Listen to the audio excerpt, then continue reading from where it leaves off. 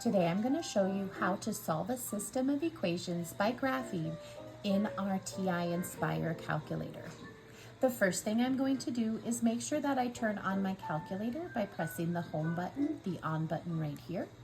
If it's not in this screen, go ahead and press the on button once again. We're going to want to make sure that we press and enter into a new document, which is number 1. I can either use the enter button since it's already on number 1, or I can simply press number 1 in the keypad. If it already had a document open, you're going to want to go ahead and not save that. So go ahead and press no, and then this menu will pop up. We want to graph for this one, so we're going to go ahead and go to number 2. Once again, you can press 2 on the keypad, or you can arrow down using your trackpad. All right, remember the calculator thinks in terms of function notation, so this f1 of x is your y equals, and we're ready to go ahead and start graphing. Now, when I solve a system of equations, I'm going to go ahead and look at my first equation. If it starts with an x of any kind, in this case just x, or 2x, or 3x, or 4x, I'm going to go ahead and want to use what is called nsolve. I'm going to want to go ahead and type the letters nsolve first into my calculator. Using these letters down here in the bottom, I have all of the alphabet, and so I'm just going to go ahead and type in nsolve. Once I have typed that, I'm going to go ahead and want to start open a parenthesis. The parentheses are located right here next to the 0 button. I'm going to go ahead and open one, and now I can start typing in my equation exactly as it appears. X plus 2y. The equal button is right here underneath your control button, which is always in a color. In this case, mine is blue, and on some models it is yellow. I'm going to go ahead and press that equal button and 0 because that is the end of my equation. Now I need to tell the calculator what to nsolve for. So I'm going to go ahead and put a comma, and then I'm going to tell it the variable I want it to solve for, which is of course y, because we're graphing. So I'm going to press the comma, which is right here. Let me zoom in so that I can show you. Right here is the comma, and then I'm going to press the variable y once again. At this point, I can go ahead and press enter and my calculator will graph. However, I do find that it works faster if I press the parenthesis and then I press enter. It's going to take the calculator just a few seconds, and then it should graph the line for me. If I do not memorize how to do this, I must solve algebraically for the variable y so that I can graph. Now I want to go ahead and enter my second equation. To do so, I'm going to press this tab button right here. I'm going to press it, and notice up here at the top it says f2 of x. This means I can now enter a second equation, which is perfect for solving equations. Before I go ahead and enter this one in though, I need to decide should I use nsolve or not. For this one, I do not have to because it is in y equals. So I can simply start right here with this minus. This minus is a negative because it is right after the equal sign. So I must use this negative button right here by the decimal under the number 3. I've typed in x. This minus is a subtraction because it is between a variable and a number. So I must use the subtraction button next to the addition button.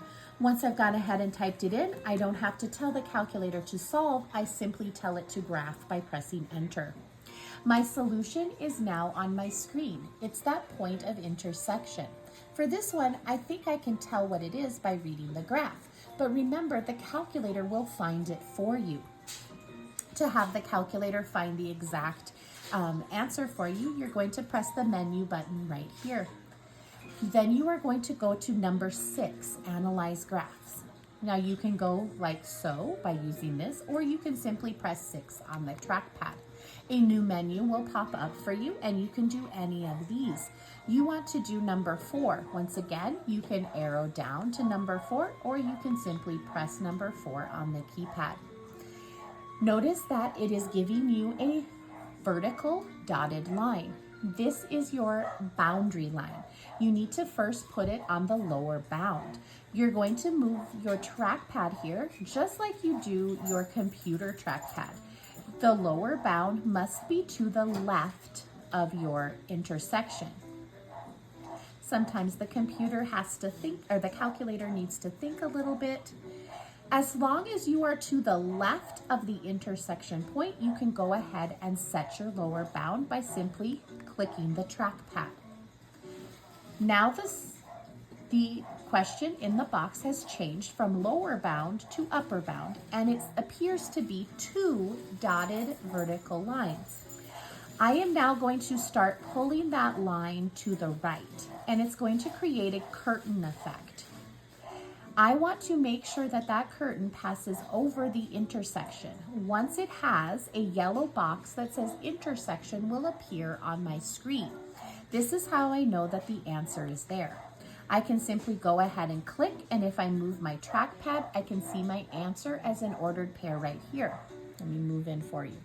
If it's hard for you to read, you can get your you can move your trackpad to create a little hand that you can click and grab onto. Let me see, hold on. Click and grab on, and then you can drag your ordered pair answer off to the side. And now I can see very clearly that my answer is -2, 1. And I would write it just like so. All right, let's practice one more. Let's practice one last time. All right, here's my second system of equations. And the first thing I'm going to ask you to do is to pause the video and decide which one of these I need to use NSOLVE for, and if there's one that I do not. I hope you said that you need to use NSOLVE for equation number 1, but not for equation number 2. Equation number 1 is in standard form, ax plus by equals c, where equation number 2 is already in y equals mx plus b. All right, how do I get this one off my screen? Well, I'm going to press and hold this delete button right here until a menu pops up on my screen. Are you sure you want to delete everything? This time, yes, I am. Everything disappears, including the f1 of x. I can't graph. I can't graph until I press the tab button. So I'm going to go ahead and press the tab button, and I'm going to go ahead by starting with my NSOLVE for equation number 1.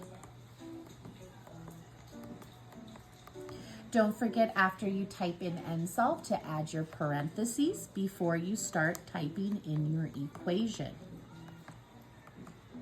Once you have finished your equation, remember to put the comma, let me grab this up. Remember to put the comma and then the variable y, because you want to tell the calculator what variable to solve for. And let's go ahead and press enter, and our calculator will take a few seconds to go ahead and graph that for us. There we go. To get my second equation, I'm going to go ahead and press tab once again, and now I can go ahead and put in equation 2. Remember, it's already ready to graph, so I'm going to start right here with this minus. This minus is a negative, and so because it is right after the equal sign.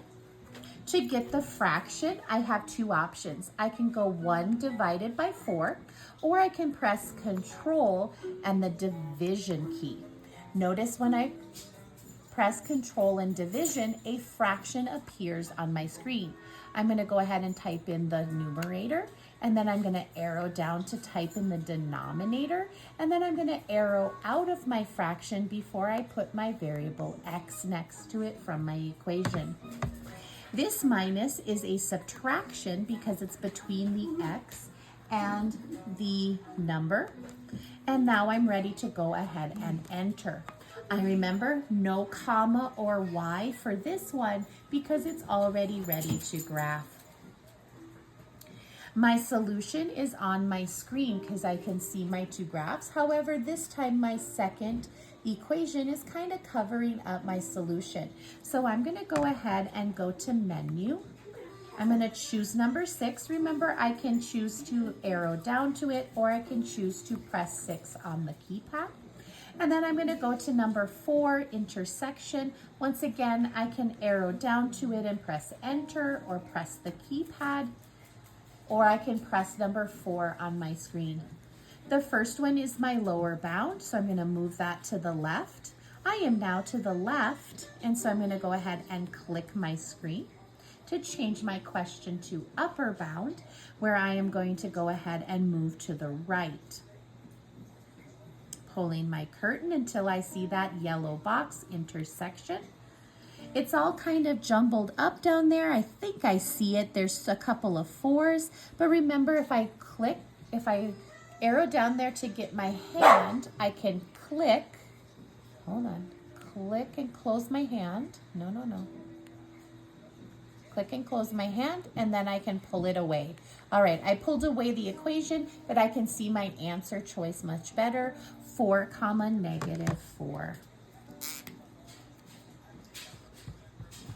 And I would write it just as it appears on the screen. I hope this little tutorial helped you, and you'll do great on your quiz. Thanks.